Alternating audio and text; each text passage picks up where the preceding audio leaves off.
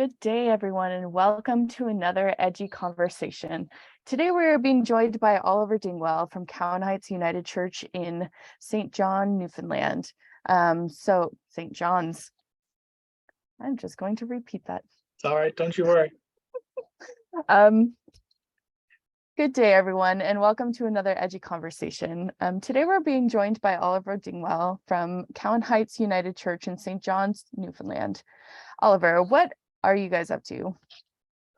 Well, yeah, some really exciting things happening here in our congregation, but I think I guess the most unique thing that's happening here is since we've returned from in-person worship to in-person worship after the COVID-19 pandemic, we started celebrating weekly communion, which is very unusual for our denomination.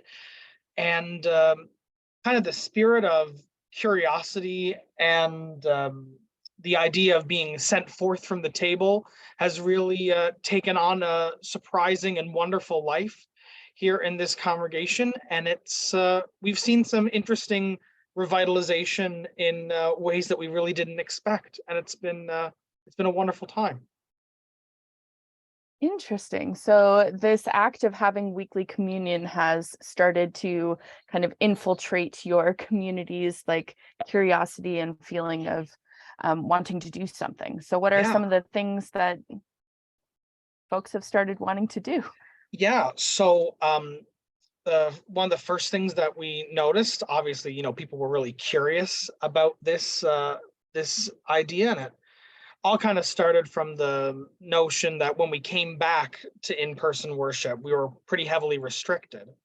And so there was this idea, well, we want to be able to do something together. And it was decided, well, one of the things that we can do together, albeit in a very COVID creative way, we were doing at the beginning, was to celebrate communion together. We couldn't sing, we were encouraged not to do unison prayers, as frequently. So we didn't want our worship to become one-sided. We wanted there to be a participatory aspect. And so when we started doing that, people became really curious about questions of faith, about why we do the things we do, what we believe. And so the first thing we noticed was there was a fairly big spike in our Christian education initiatives. All of a sudden, some of our small Bible study groups that have been going for years with maybe 5 or 6 members, all of a sudden, we had 20 people showing up. And that really surprised us.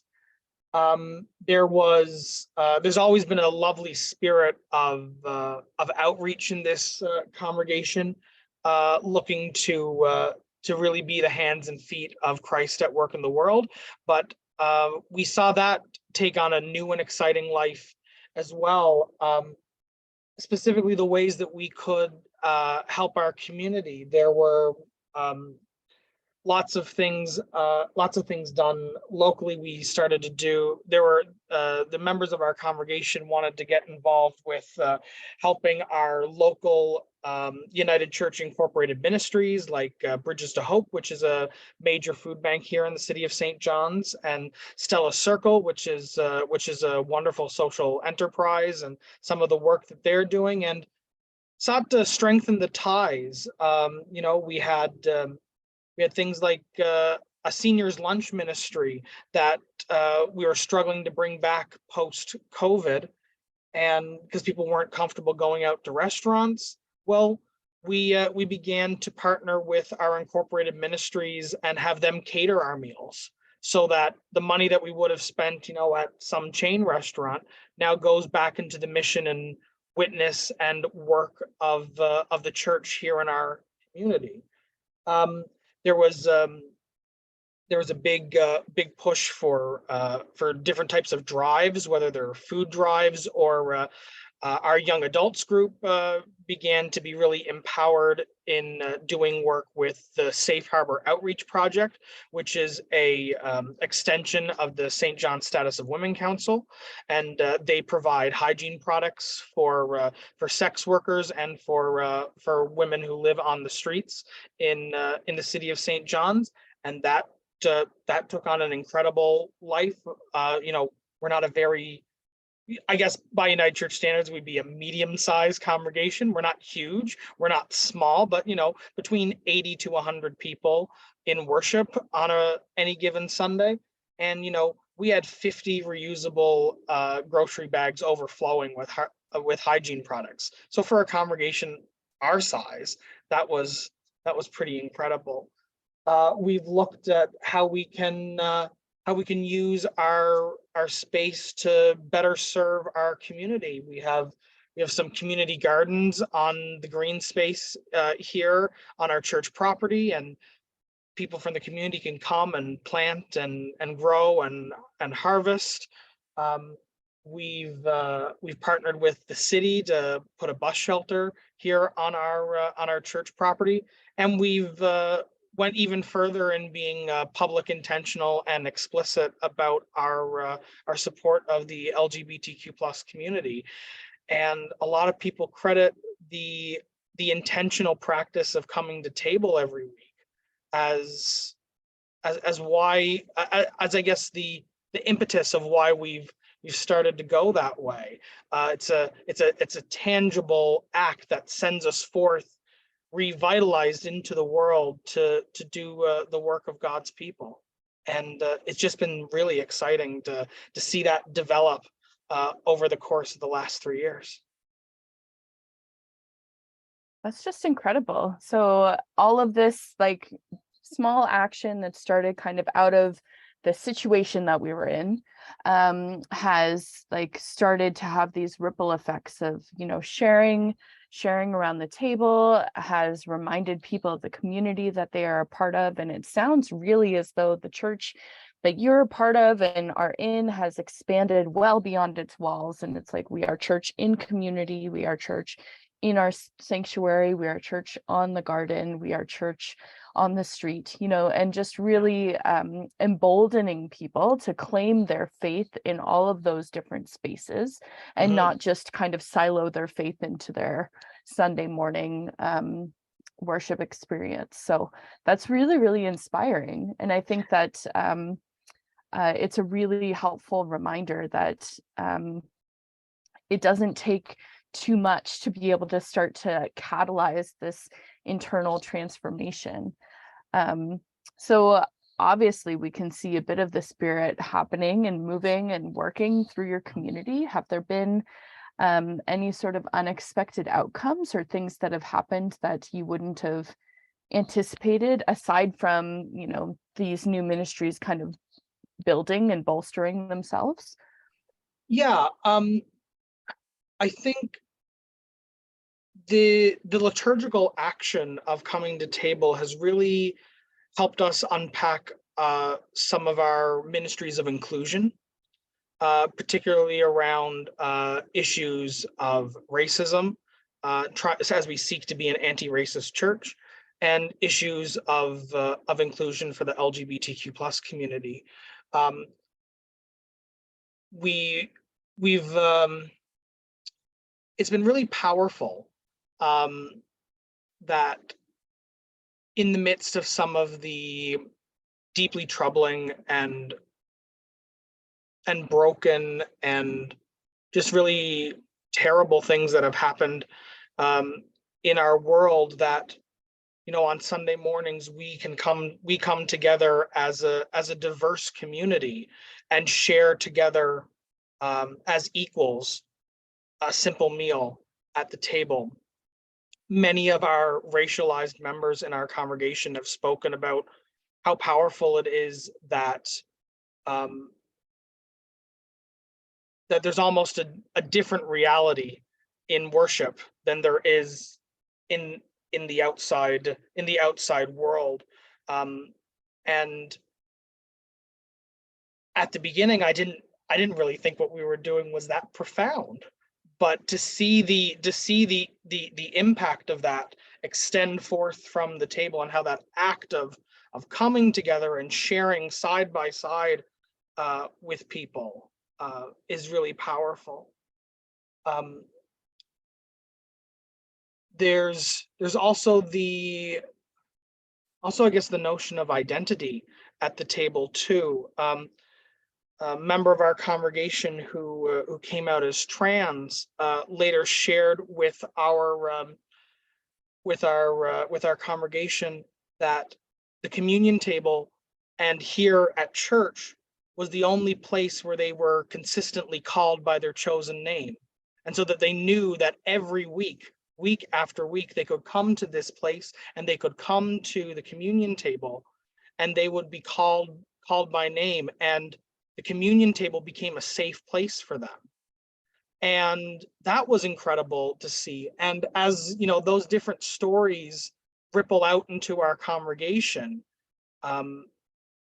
people have taken on a whole new appreciation for what it means for us to come together on Sunday mornings and not only hear the word, but to be fed at table. And so there's that balance of word and table, and then going forth from that, you know, being then sent out into the world.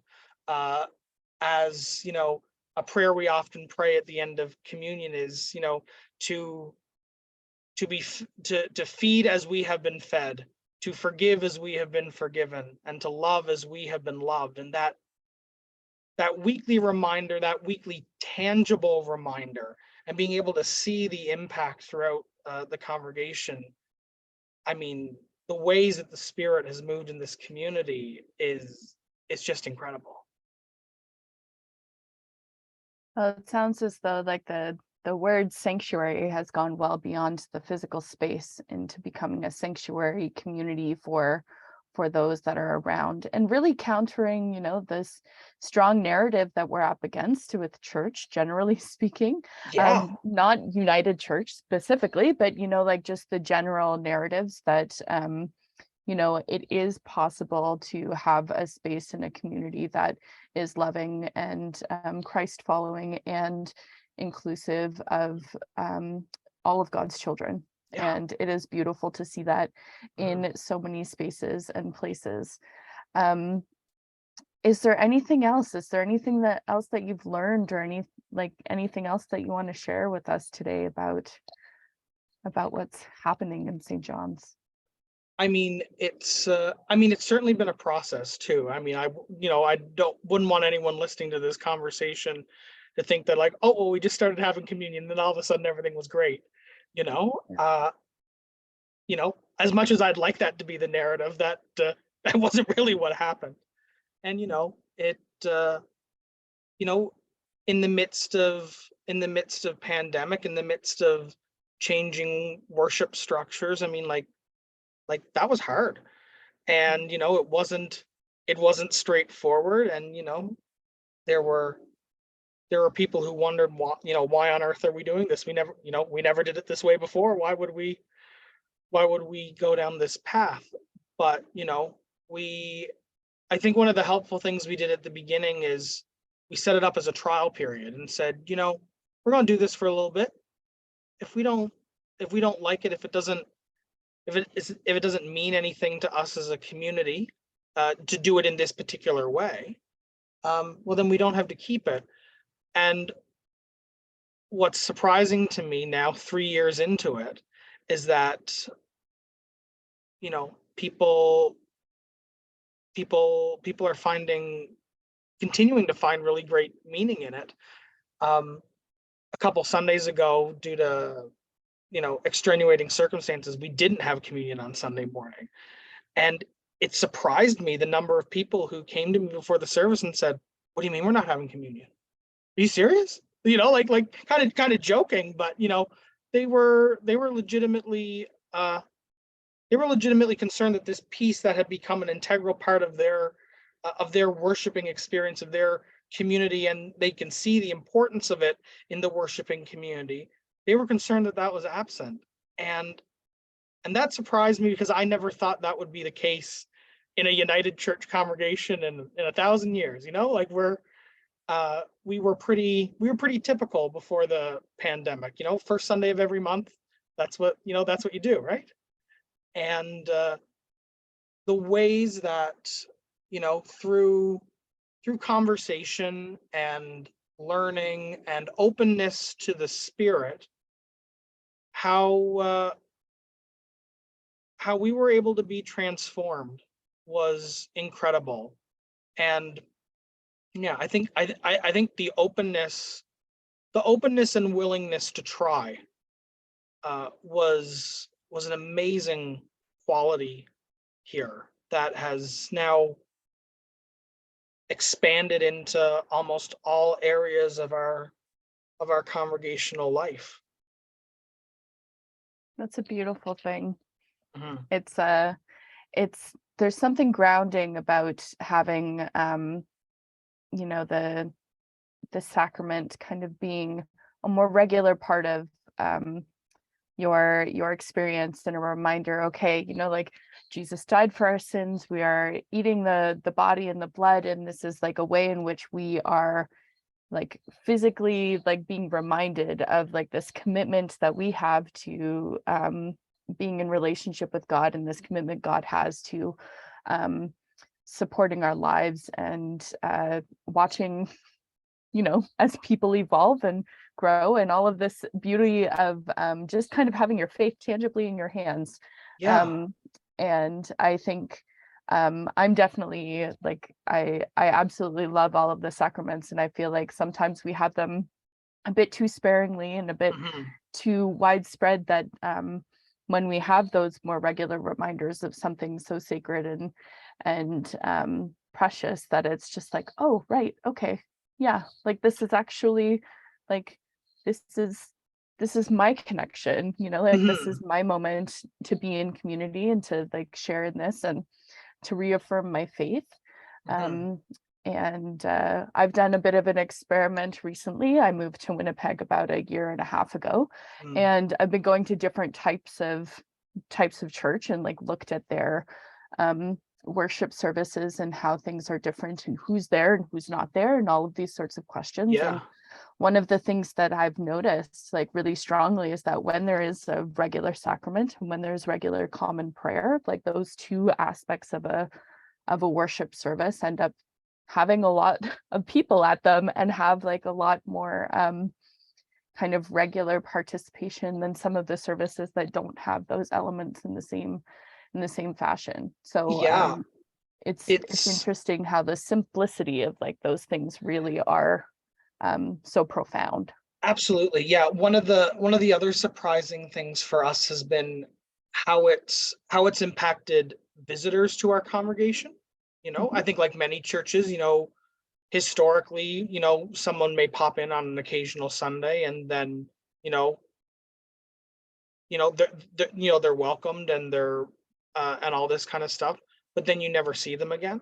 Mhm. Um, and that happens from time to time. What we've noticed is that since we started doing weekly communion, that happens less and less, because every week we're inviting the entire gathered community, because I mean, in the United Church, in our congregation, we celebrate an open table, so everyone is invited to come and participate, and so immediately they're a part of something, and immediately there's that stronger connection. And in the 3 years since we've done this, we've had 24 transfers of membership and professions of faith, which again, for a congregation our size, you know, that's pretty significant. Mhm. And those people are staying, and we're a small congregation, but now we're growing. And it's just incredible and wonderful and delightful to me that that this is all coming from that shared place of sharing a very simple meal together with people we love, and welcoming everyone who comes to worship into that table fellowship. It's incredible, yeah. Yeah. And on that very hopeful note, I just want to thank you for spending time to share your story today and to share it with the wider community, and we continue to be excited by how the Spirit is moving in Cowan Heights, and look forward to finding out what comes next. Thank you so much.